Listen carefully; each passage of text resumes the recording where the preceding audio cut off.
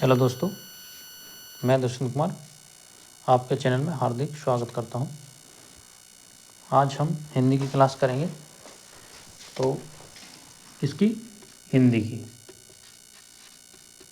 ठीक, हम करेंगे हिंदी की। तो हिंदी पहला चैप्टर वर्णमाला। वर्णमाला तो वर्णमाला की बात करें। वर्णमाला है वो भाषा, जो भाषा संस्कृत की जो भाषा शब्द है उससे, जो भाषा शब्द है, भाषा शब्द, भाषा ये बना है संस्कृत की भाष्य शब्द से। किससे? भाष्य शब्द से। भाष्य शब्द से बना है। भाष्य का अर्थ होता है बोलना। जो भाष्य का अर्थ होता है क्या? बोलना।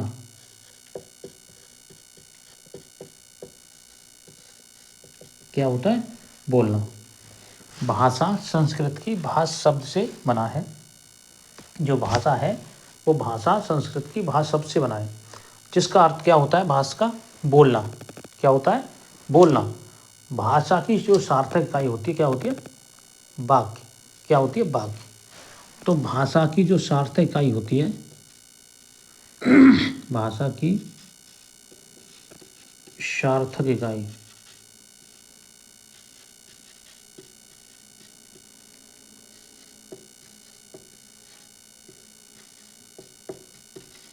वाक्य होती है। ठीक है, हमने कहा वर्णमाला। वर्णमाला भाषा संस्कृत की भाषा शब्द से बनी है। जो भाषा शब्द है उसका अर्थ क्या होता है? बोलना। उसका क्या अर्थ होता है? बोलना। तो भाषा की जो सार्थक इकाई होती है वो क्या होती है? वाक्य। क्या होती है? वाक्य। सार्थक इकाई। ठीक है, क्या होती है? वाक्य। और जो भाषा की सार्थक इकाई वाक्य होती है, और वाक्य की छोटी इकाई, वाक्य से छोटी इकाई होती है, क्या होती है? उपवाक्य। क्या होती है? उपवाक्य। तो वाक्य से छोटी इकाई, वाक्य से छोटी इकाई उपवाक्य होती है।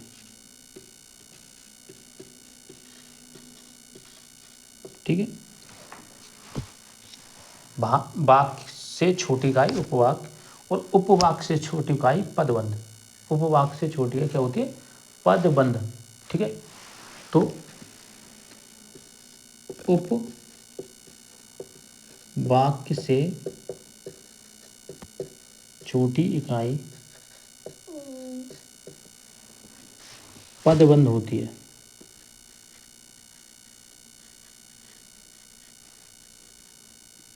क्या होती है? पदबंध। और पदबंध से छोटी इकाई, तो पदबंध होती है उससे छोटी इकाई होती है पद। पद से छोटी इकाई, पदबंध से छोटी इकाई होती है पद। पद या फिर शब्द। ठीक है, क्या होती है? पद या शब्द। तो पदबंध से छोटी इकाई क्या होती है? पद या शब्द। तो पदबंध से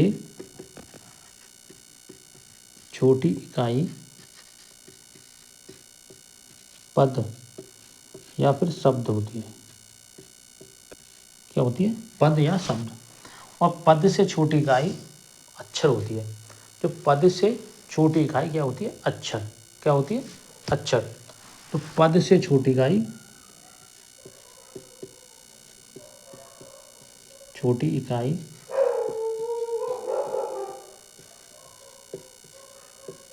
अक्षर होती है। ठीक है, क्या होती है? अक्षर।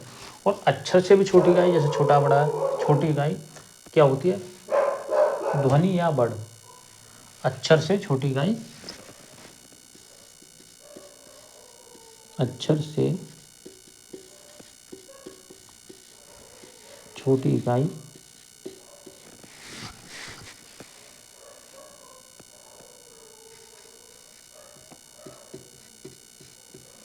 ध्वनि या वर्ण।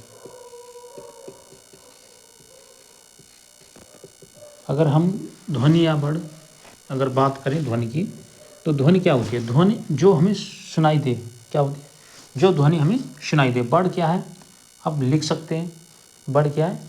लिख सकते हैं, पढ़ सकते हैं, ठीक, और देखा जाता है। क्या रहता है? देखा जाता है। तो आप जो बड़ होता है उसे लिख सकते हैं, पढ़ सकते हैं और देखा जा सकता है। ध्वनि ध्वनि आपको क्या होती है?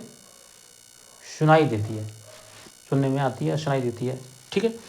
तो अगर हम तो ध्वनि क्या होती है? सुनने में आती है,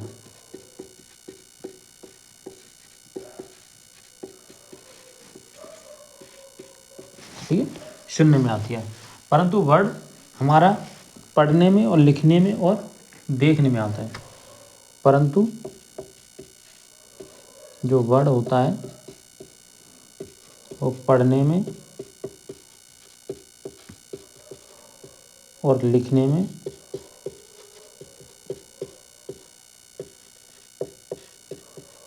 और देखने में आता है।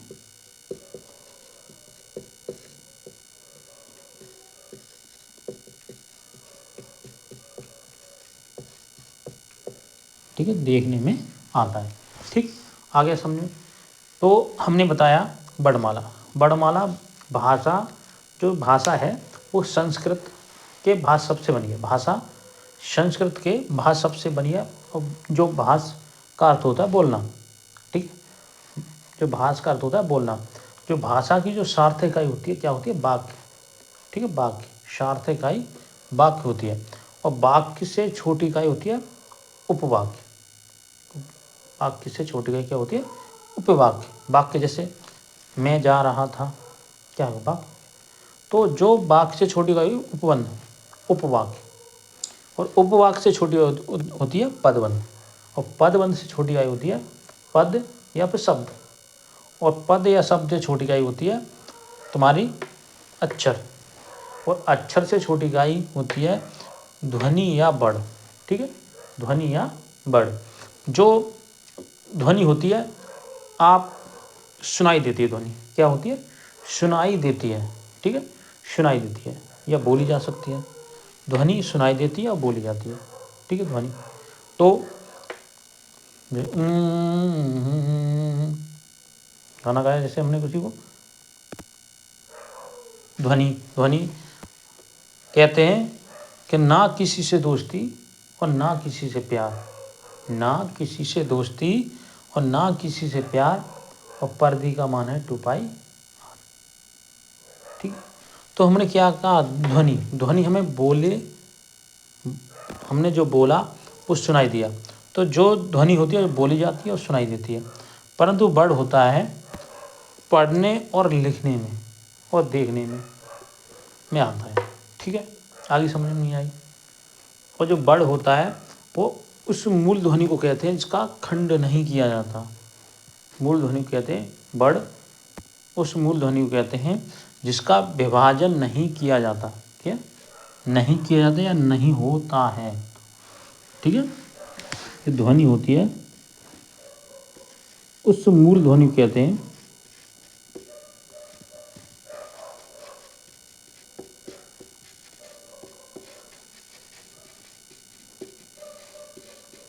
बड़। क्या कहते हैं? बड़ उस मूल ध्वनि को कहते हैं, बड़ की बात कर रहे हैं, बड़ उस मूल ध्वनि को कहते हैं जिसका विभाजन या विखंडन नहीं होता, जिसका खंड या विभाजन ना हो, जिसका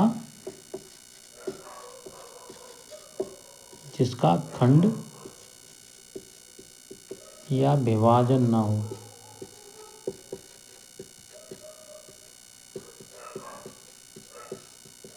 ठीक है, जिसका खंड या विभाजन ना हो, ठीक है। जैसे हमने कहा, कैसे?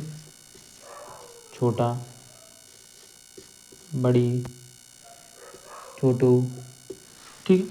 तो आप इसका खंड तो कर नहीं सकते, विभाजन तो कर नहीं सकते, ठीक है।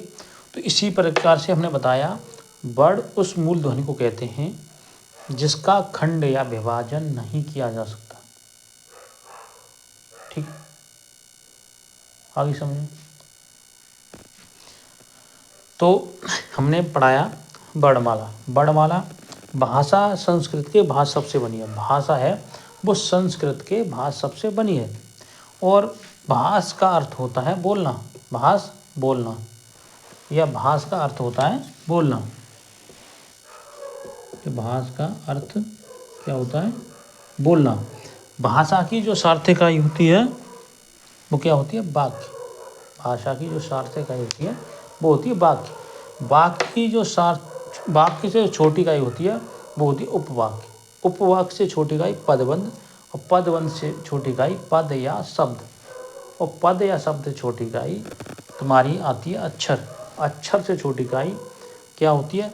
ध्वनि या वर्ण। ध्वनि वो होती है जिसे हम बोलते हैं या फिर सुनते हैं। ध्वनि, मैंने बोला ना किसी से दोस्ती ना किसी से प्यार, और परदी का मान है 2πr।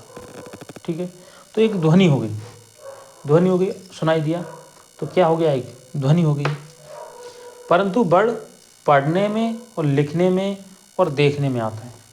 पढ़ने में, लिखने में आ हमने पढ़ा और लिखा और देखा। तो प जैसे अ क्या है? पढ़ने में लिखने में क्या है? वर्ण है। तो ना वर्ण एक मूल ध्वनि को कहते हैं। वर्ण उस मूल ध्वनि को कहते हैं जिसका खंडन या विभाजन ना हो। इसका खंड या विभाजन, इसका विभाजन हो सकता है? नहीं होगा। ठीक है, आगे समझ नहीं आ गई? तो अगर हम फिर बात करें वर्णमाला, वर्णमाला, तो वर्णमाला क्या है? वर्णमाला वर्णों की व्यवस्थित क्रम को वर्णमाला कहते हैं। वर्णों की व्यवस्थित क्रम को वर्णमाला कहते हैं।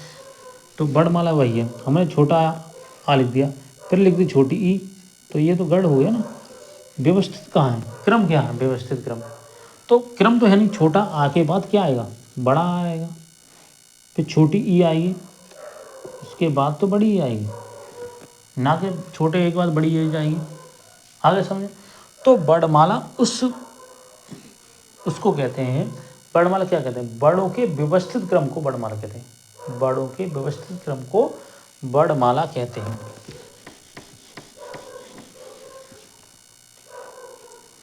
वर्णमाला या वर्णों के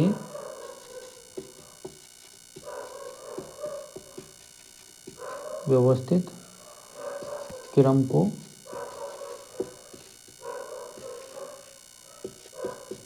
वर्णमाला कहते हैं।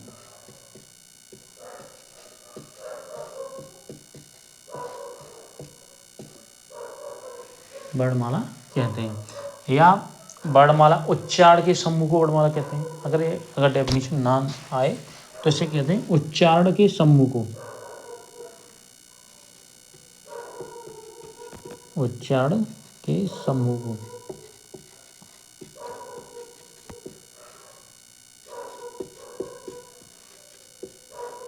वर्णमाला कहते हैं।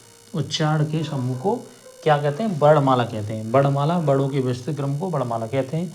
या फिर उच्चारण के समूह को वर्णमाला। उच्चारण का छोटा, बड़ा, छोटी, उच्चारण जो निकाला,